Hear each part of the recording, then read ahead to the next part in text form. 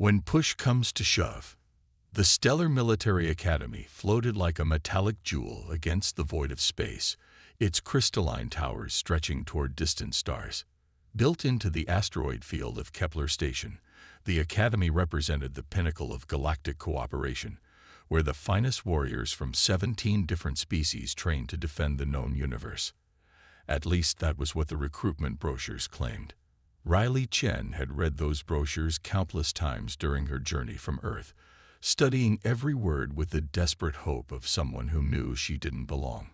Standing at average height with brown hair pulled back in regulation style, she looked unremarkable compared to her alien classmates. The Vorthak cadets towered over everyone with their chitinous exoskeletons gleaming like black armor, their compound eyes constantly analyzing threats that existed only in their paranoid minds. The Zelanti flickered between physical and energy forms, their bodies shifting like living lightning contained in humanoid shapes. Even the silicon-based Kreks, despite moving slowly, commanded respect with their crystalline bodies that could withstand direct plasma fire. Then there were the humans, all 12 of them in a student body of 3,000. Cadet Chen, your performance metrics continue to disappoint. Commander Vexstar's voice clicked and buzzed through his mandibles as he reviewed her training scores. The Vorthak officer's 4 arms gestured dismissively at the holographic display showing her results. Perhaps Earth's military would better suit your limitations. Riley kept her expression neutral, though inside, something cold shifted in her chest. Sir, I request permission to retake the combat assessment.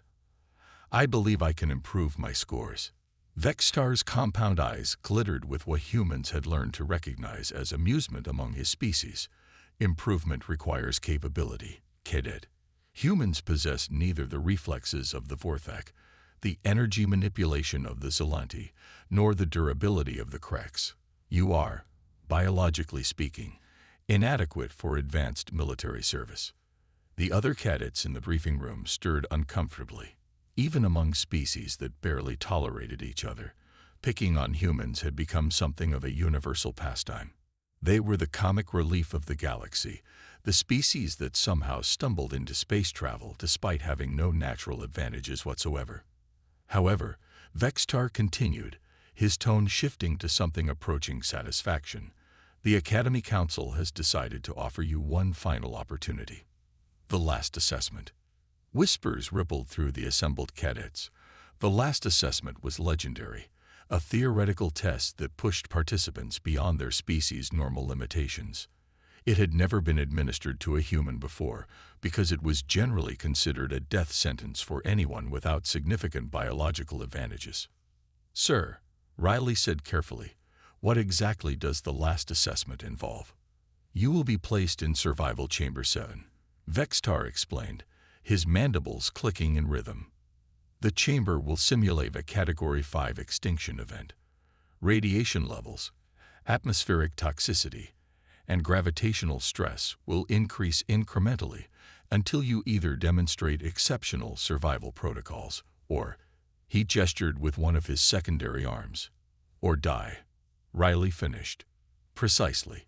The assessment typically lasts 47 minutes for Vorthak participants, 32 minutes for Kreks, and approximately 18 minutes for Zelanti before they achieve transcendence or termination. His eyes fixed on her with undisguised anticipation. Human physiological data suggests a survival window of perhaps 8 to 12 minutes. Riley felt every eye in the room focused on her. The smart choice was obvious. Decline the assessment, accept reassignment to a support role, and live to see another day. That was what any reasonable person would do. But deep in her chest, that cold thing stirred again, and Riley heard herself saying, I accept. Survival Chamber 7 was a sphere of gleaming metal suspended in the center of a vast chamber, bristling with sensor arrays and emergency systems. Through its transparent aluminum walls, Riley could see the Spartan interior, a single chair, basic atmospheric controls, and emergency beacon that participants could activate to request immediate extraction. Chamber sensors will monitor all biological functions. The technician, a nervous Zelanti named Flux, explained as they ran through the pre-test procedures. The emergency beacon will be your only means of communication once the test begins. Use it the moment you feel you cannot continue. Riley nodded, though something about Flux's body language suggested nervousness that went beyond standard pre-test protocols. The energy being's form flickered more rapidly than usual, and their voice carried harmonics of what humans had learned to interpret as fear. "Is there something I should know?" Riley asked. Flux's form solidified slightly, a sign of intense concentration among their species. "The chamber has been modified for this assessment." Commander Vextar insisted on adjustments to better challenge human physiology. Before Riley could ask what that meant, Vextar himself entered the preparation area, flanked by two senior Vorthic officers. "Cadet Chen, are you prepared to demonstrate humanity's place in the galactic hierarchy?" "I'm prepared to do my best, sir," Riley replied. Vextar's mandibles clicked in what Riley had learned was the Vorthic equivalent of laughter. How admirably naive. "Very well, Cadet. Take your position." The chamber door sealed with a pneumatic hiss that somehow sounded final. Riley settled into the chair and waited as systems hummed to life around her. Through the transparent walls, she could see the observation deck filling with Academy staff and curious cadets, all eager to witness humanity's spectacular failure. Initializing last assessment protocol, the chamber's AI announced in a pleasant voice that seemed wildly inappropriate for the circumstances. "Environmental stressors will begin in 30 seconds. Riley closed her eyes and tried to center herself, running through every meditation technique she'd learned during her preparation for space service. Her grandmother's voice echoed in her memory. "We Chen women are made of tougher stuff than people think. Little star, when the world tries to break you, remember what you're really made of." The first wave hit like a physical blow. Radiation flooded the chamber, levels that would cook an unprotected human in minutes. Riley's skin began to burn, then blister, then worse. The atmospheric controls cycled, introducing toxins that made her lungs feel like they were dissolving from the inside. Through the observation windows, she could see Vextar watching with obvious satisfaction. His mandibles moved in conversation with the other officers, probably discussing how long it would take for the human to break. 8 minutes passed. Riley's vision blurred as her body began shutting down non-essential systems, but she didn't reach for the emergency beacon. 12 minutes. Her heart was struggling now, beating irregularly as radiation poisoning reached critical levels. Blood vessels burst in her eyes, turning her vision crimson. Still, she didn't signal for extraction. 15 minutes. According to every biological model, she should have been dead. The observation deck had grown quiet as alien spectators realized they were witnessing something unprecedented. Riley's body was failing catastrophically, but somehow, impossibly, she remained conscious. 18 minutes. Vextar's satisfied expression had transformed into something approaching concern. He began speaking rapidly to the technicians, his gestures becoming more agitated. 20 minutes. Riley's breathing had stopped. Her heart rate had flatlined. The medical sensors screamed warnings that she was clinically dead, yet somehow she remained upright in the chair, her eyes fixed on the observation deck with an intensity that made several of the watching aliens step backward. 22 minutes. Something was wrong with the readings. Vextar demanded a full system diagnostic, convinced that human technology was somehow interfering with the sensors. But the diagnostics came back clean. 23 minutes. Riley's body convulsed once, violently. Then she stood up. The movement was smooth, controlled, completely at odds with someone who should have been a corpse. She turned toward the observation deck, and even through the radiation-hazed atmosphere of the chamber, her eyes found Vextar. When she smiled, it was an expression that belonged on a predator, not prey. With deliberate movements, Riley walked to the chamber's control panel.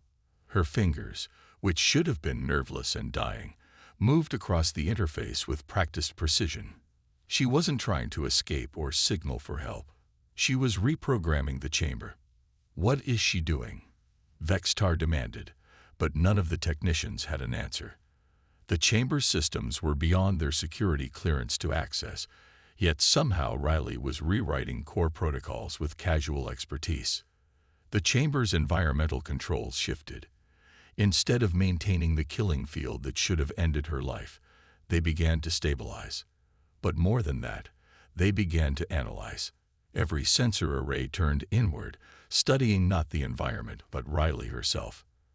And what they found sent shockwaves through every connected system in the Academy. Riley's cellular structure was changing.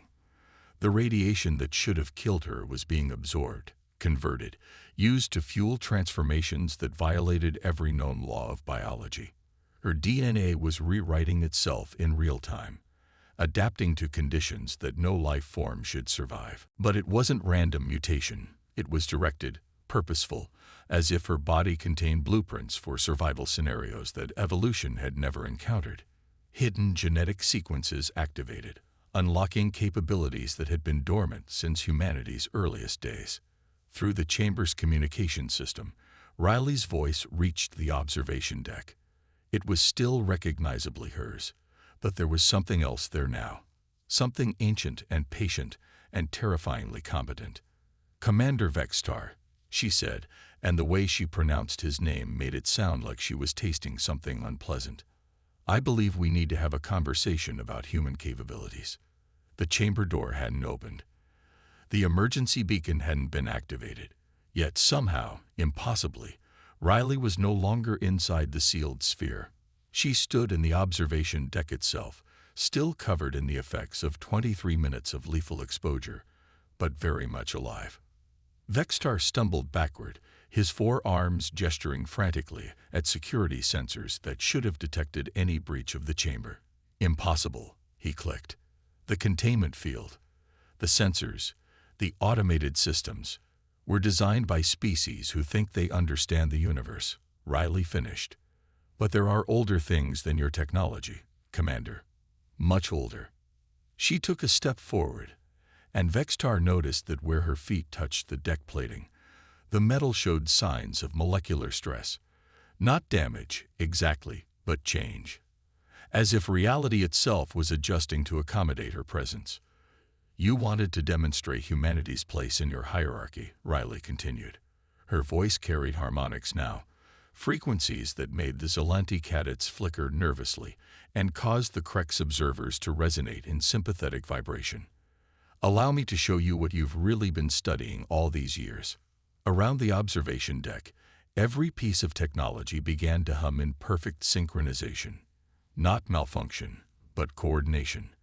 As if Riley's presence was somehow conducting an orchestra of machines that had been waiting for the right signal. "We aren't the comic relief of the galaxy," she said, and her smile was the kind that apex predators wore when they stopped pretending to be house pets. "We're the sleeping giants you should never have woken up." What sleeping giants wake? Emergency klaxons wailed throughout Kepler Station as blast doors sealed automatically, trapping everyone in the Academy's main complex. Red warning lights bathed the corridors in crimson shadows while the station's AI announced in 17 languages that a Code 7 containment protocol was in effect. Code 7 meant unknown biological hazard. It meant that whatever was happening in the Academy needed to be studied, understood, and if necessary, sterilized from orbit. Riley stood in the center of the observation deck, completely calm while chaos erupted around her. The assembled alien cadets and instructors pressed themselves against the walls, instinctively recognizing something their conscious minds couldn't quite process. She was still human, recognizably so, but now she seemed to occupy more space than her physical form should allow. Reality bent subtly around her, like gravity itself was deferring to her presence. Commander Vextar's compound eyes reflected the emergency lighting as he struggled to process what he was witnessing. His species had conquered 12 star systems through superior tactics and ruthless efficiency, but nothing in Vorthek military doctrine prepared him for this. "Cadet Chen," he managed, his mandibles clicking erratically. "Explain what has occurred." Riley tilted her head, studying him with an expression that seemed ancient despite her 22 years. "You really don't know, do you?" After all these centuries of studying humans, cataloging our limitations, filing reports about our inadequacies, you never figured out what we actually are." She gestured toward the sealed blast doors, and they responded by cycling open despite having no valid authorization codes. The corridor beyond stretched empty, but every surface gleamed with the subtle wrongness of matter that had been fundamentally altered at the molecular level. "We told you we came from Earth," Riley continued, her voice carrying clearly despite speaking at normal volume. "We told you about our history, our evolution, our long climb from primitive mammals to spacefaring civilization. All of it true, as far as it went."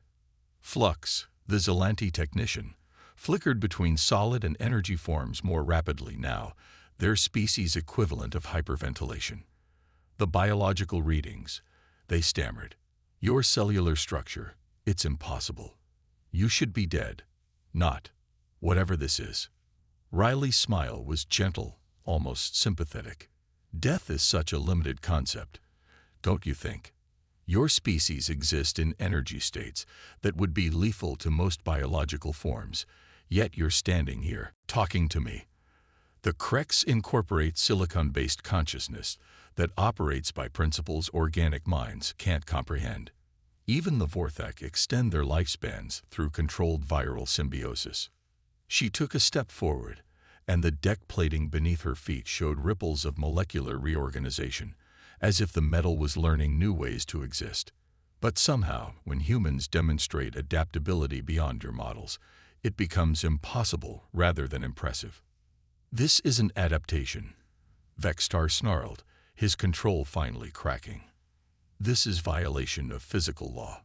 Organic matter cannot simply rewrite itself to survive Category 5 extinction conditions." "Can't it?" Riley asked. "Or have you been working from incomplete data this entire time?" The question hung in the air like a challenge. Around the observation deck, alien minds that had spent lifetimes studying the supposed limitations of human biology began to reconsider assumptions they'd never thought to question. "Tell me, Commander," Riley continued, "what do you know about Earth's real history? Not the sanitized version we provided to your diplomatic corps, but the actual story of how humanity developed." Vextar's mandibles clicked uncertainty. Standard evolutionary progression. Primitive mammals developing tool use. Agriculture, industrialization, space travel. Unremarkable except for the rapidity of advancement. Unremarkable, Riley repeated, and there was something in her tone that made the word sound like a weapon.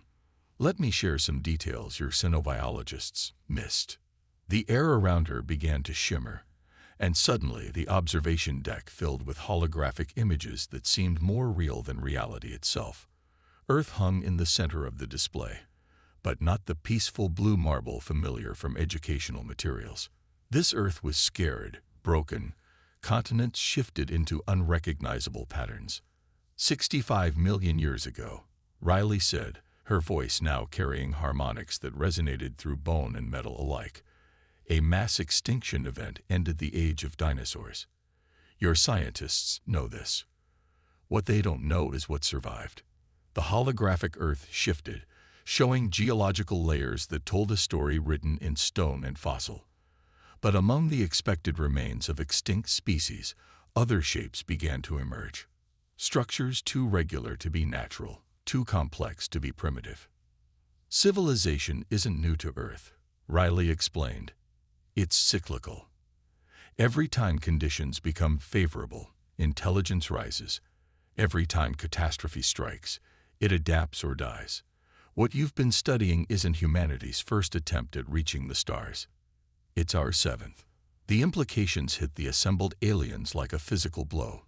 7 previous civilizations, each presumably destroyed by extinction-level events, yet somehow carrying forward enough genetic memory to begin again.